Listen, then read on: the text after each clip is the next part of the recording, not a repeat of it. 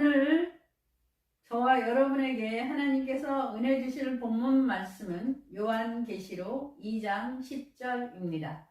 네가 장차 받을 고난을 두려워 말라. 볼지어다. 마귀가 장차 너희 가운데서 몇 사람을 목에 던져 시험을 받게 하니 너희가 10일 동안 환난을 받으리라. 네가 죽도록 충성하라. 그리하면 내가 생명의 멸류관을 네게 주리라. 아멘.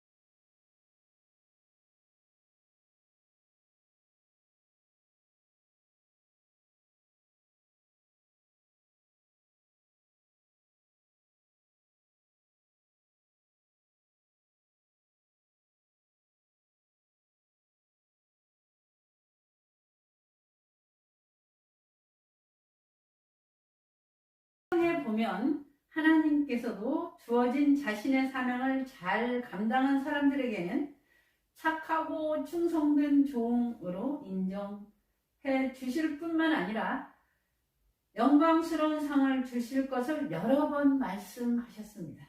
오늘 본문 말씀 요한계시록 2장 10절에 보면 내가 죽도록 충성하라. 그리하면 내가 생명의 멸류관을 네게 주리라고 하셨습니다. 이 말씀은 상급으로 생명의 멸류관을 주시겠다는 말씀입니다. 우리 소망교회 온 성도들은 마지막 심판대 앞에 서는 날 귀한 생명의 멸류관을 상으로 받을 수 있기를 주님의 이름으로 축원합니다. 아멘. 성경에 보면 장차 우리가 받을 생명의 멸류관, 썩지 않는 멸류관, 의의 멸류관, 자랑의 멸류관, 영광의 멸류관이 있다고 하였습니다.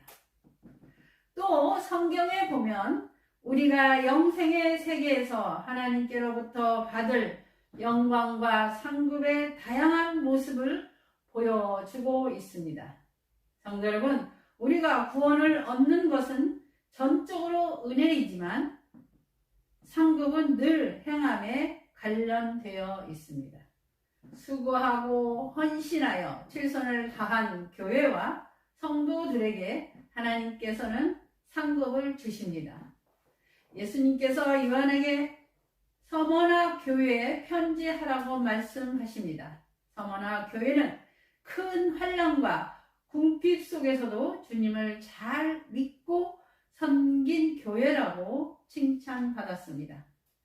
그러나 마귀가 그들을 시험하기 위하여 몇 사람을 옥에 가두고 열흘 동안 큰 핍박을 받을 것이라고 했습니다.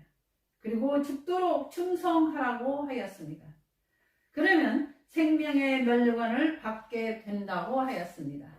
내가 내 환난과 궁핍을 아노니 실상은 내가 부유한 자니라 라고 하시는 말씀은 서머나 교회에 주시는 칭찬입니다. 그리고 내가 장차 받을 고난을 두려워 말라고 용기와 격려하시면서 내가 죽도록 충성하라. 그리하면 내가 생명의 멸류관을 네게 주리라고 하신 것입니다.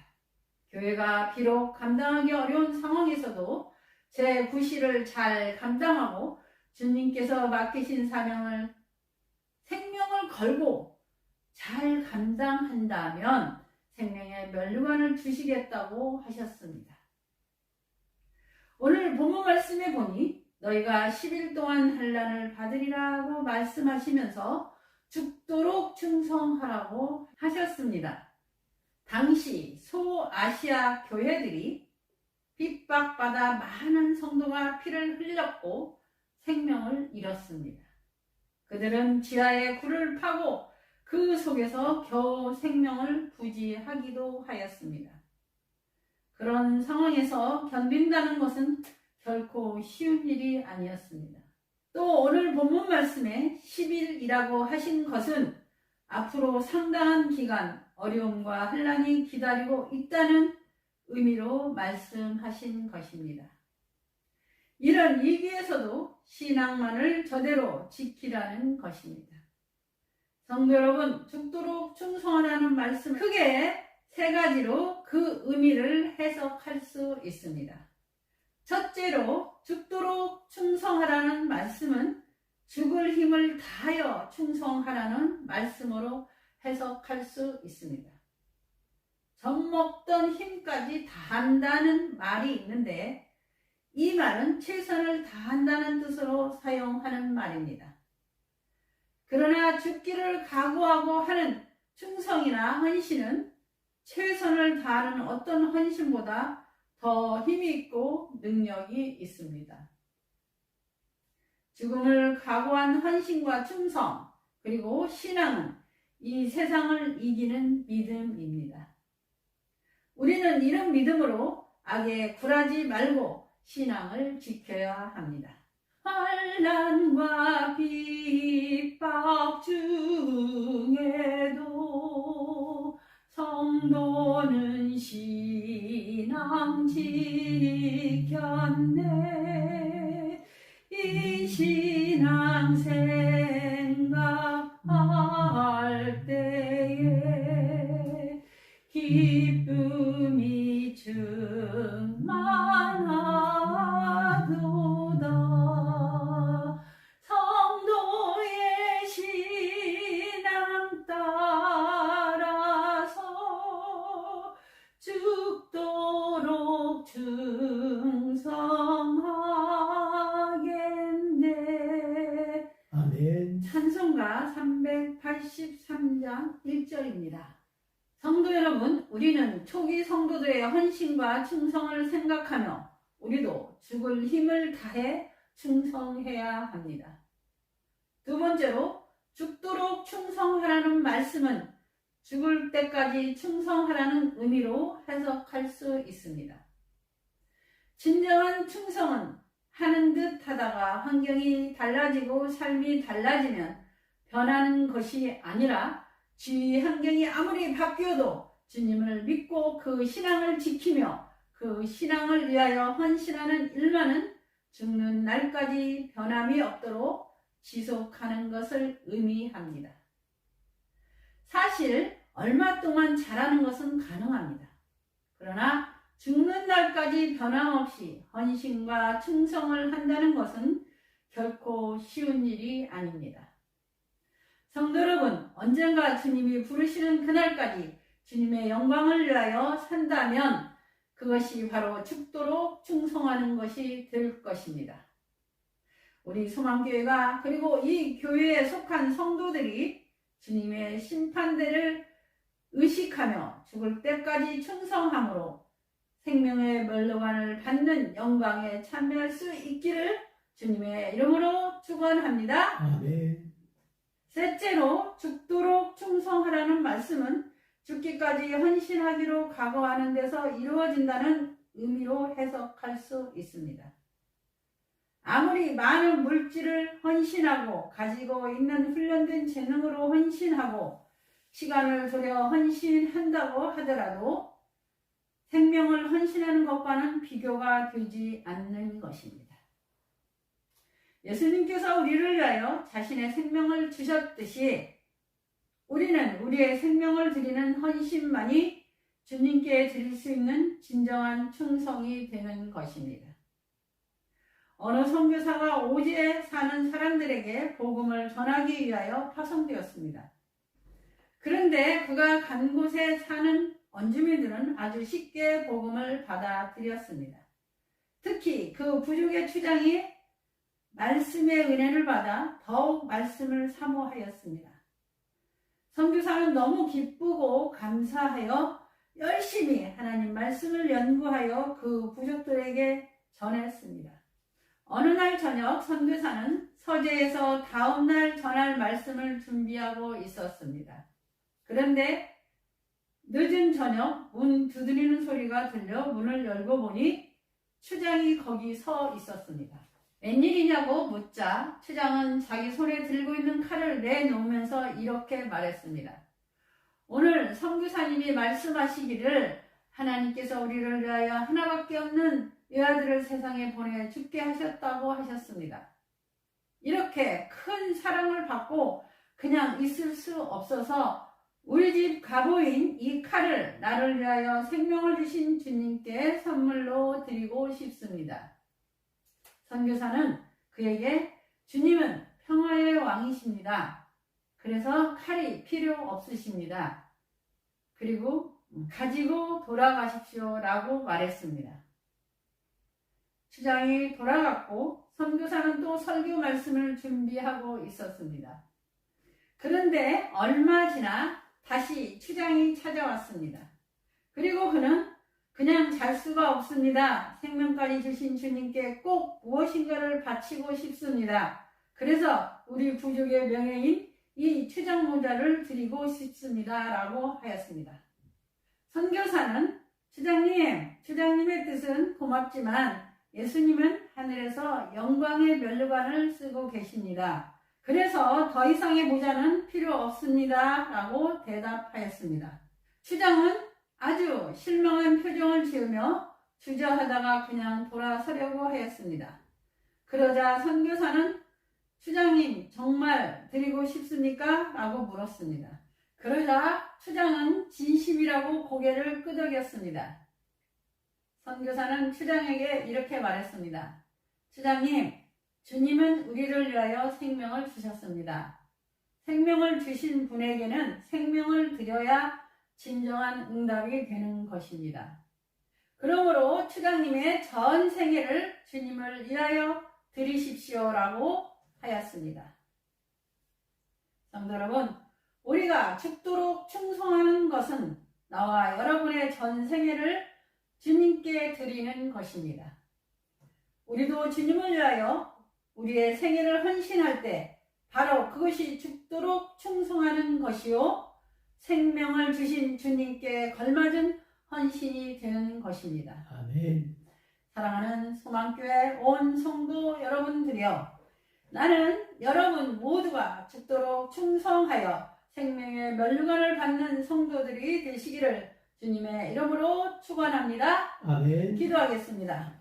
거룩하신 하나님 아버지, 오늘 저희들에게 죽도록 충성하라, 그리하면 생명의 면류관을 주리라고 하신 그 은혜에 감사를 드립니다. 우리가 생명의 면류관을 얻도록 성령님께서 우리의 길을 인도하여 주시옵소서. 우리 주님 예수 그리스도 이름으로 간절히 기도하옵나이다. 아멘. 아멘. 다 같이 일어나셔서 찬송가 302장 찬송하시옵소서.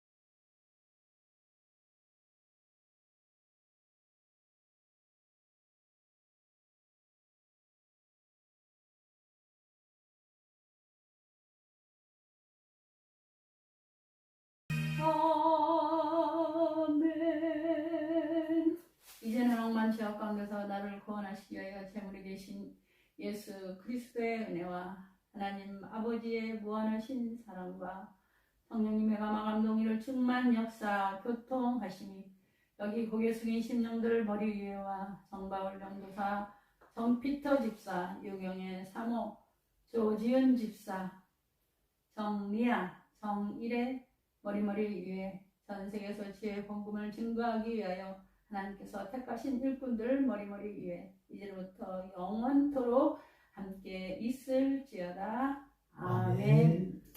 하나님께 영광과 찬양과 감사의 박수 돌려드리겠습니다.